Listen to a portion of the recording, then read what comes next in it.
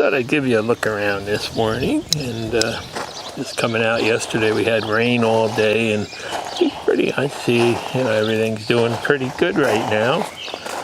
And let's check the rain gauge, and it'll tell us exactly what we got. Well, it looks like we got 3/8 of an inch of rain all day yesterday, so that was a good thing that the garden really needed. So today I'm going to be doing a little bit of thinning on the Swiss chard over there, the rainbow chard actually, and start mulching down my pepper plants with a little bit of peat moss. So here's the Swiss chard bed, and as I do in all my beds, I have a tendency to overplant the raised beds. So it's time to go back through and start thinning out some rainbow chard here. And beautiful when it's young and tender like this with no bug damage or anything. So what I'm going to do is I'm just going to randomly pull some bunches out. Just trim the roots off so it's easier to wash when I get them inside.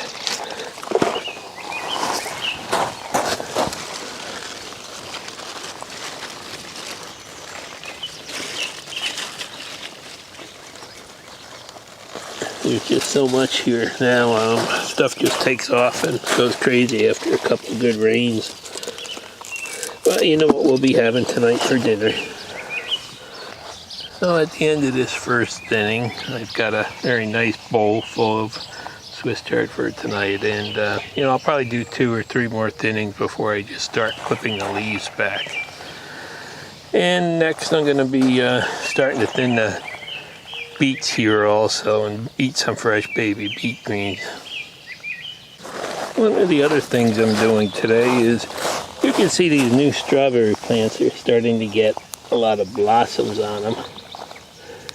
So the early blossoms I'm going to pick off, because you really want all the strength to go into developing a stronger plant and not growing berries in the beginning.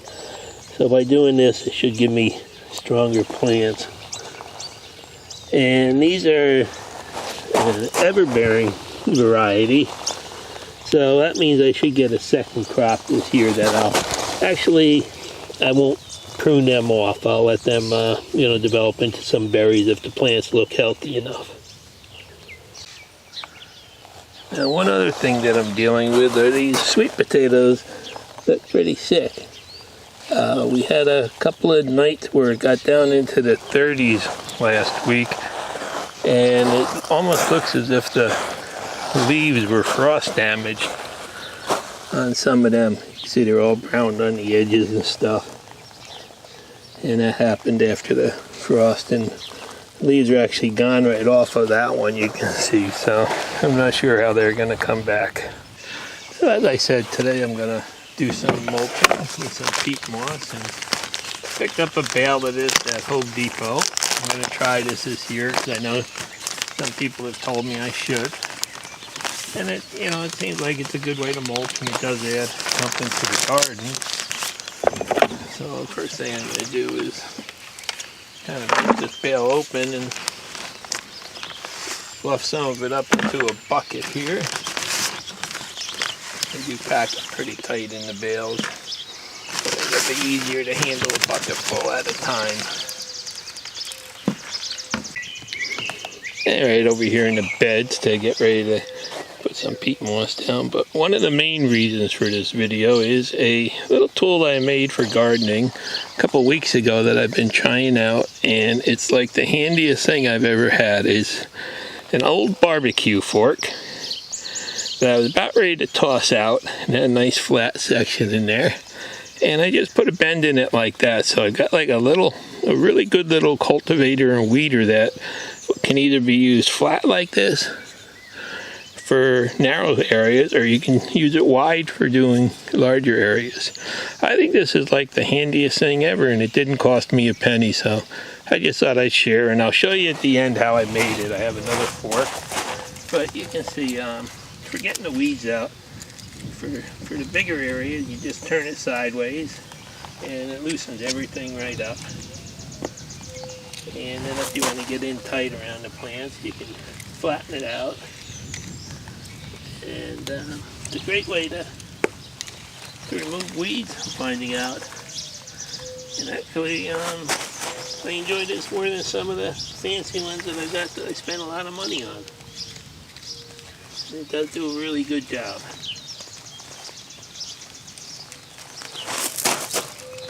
So this really helps out with the raised beds because a lot of this stuff gets planted really tight in here. So the weeds come right to the top, and you know, that's it. A couple minutes, the bed is cleaned up.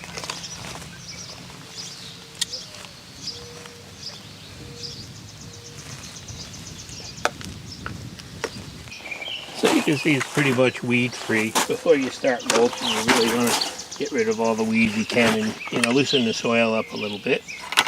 And now I'm just going to take and spread maybe about 2 inches of peat moss on the entire bed here, so that should really hold in the moisture good. You don't want to get too much around the plant stems though.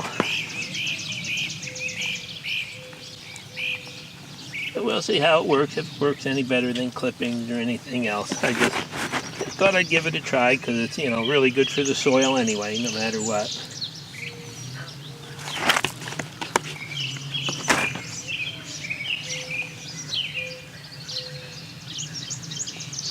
Now another thing that I like are these big old plastic scoops you get at Harbor Freight. They work good for, you know, any kind of fertilizer or any kind of mulching or stuff you have to apply.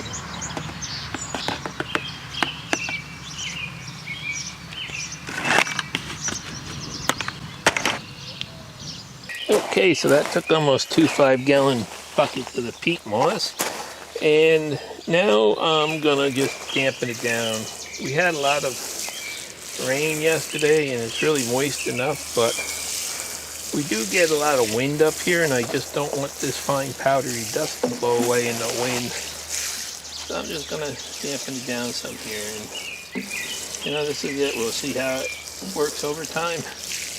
And I'll move on down to the next bed. But I will tell you, you know, really what I wanted to show you in the video was this simple little tool, and it's actually become my favorite little gardening tool since I made it. So if you make one, just leave a comment of how well it worked out for you, because it's a real simple to make tool, and you know, it really helps with raised beds. But you do need a little narrow tool a lot of times, and you do need a wide one at the same time.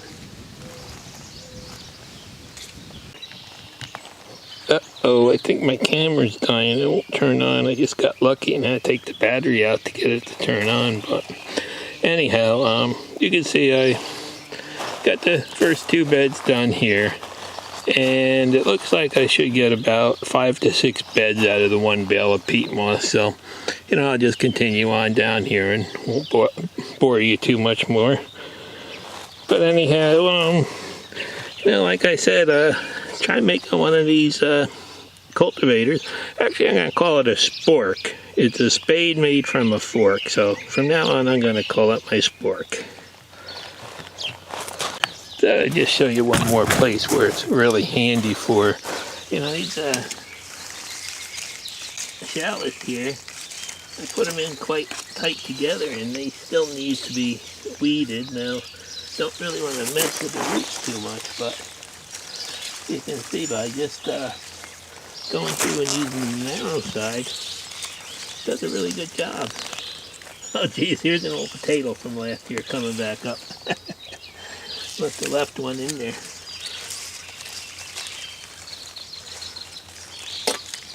So yeah, for tight areas and raised beds, this thing really works good. Okay, now we're at the point where you're going to ask, how can I get myself one of these things?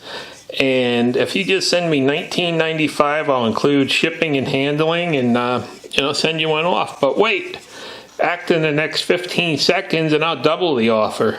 No, really, they're really just a cheap little thing and shouldn't have to buy them. Just go look in your garage and see if you have an old fork. If not, you can usually pick these forks up at a dollar sale, a garage sale on the 25-cent table or in a dollar store.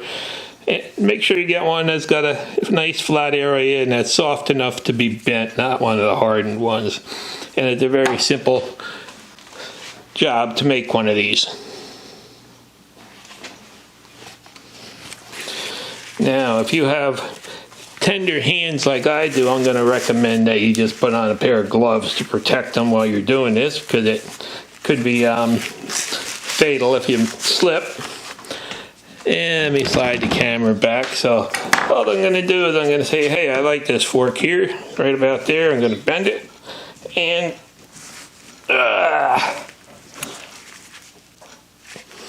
look at that. I now have a second fork for the offer. This one's actually a little bit longer fork, but that's how easy it is to make one of these. And, let me know if you try it, how it works out for you. Thanks for watching. Please subscribe.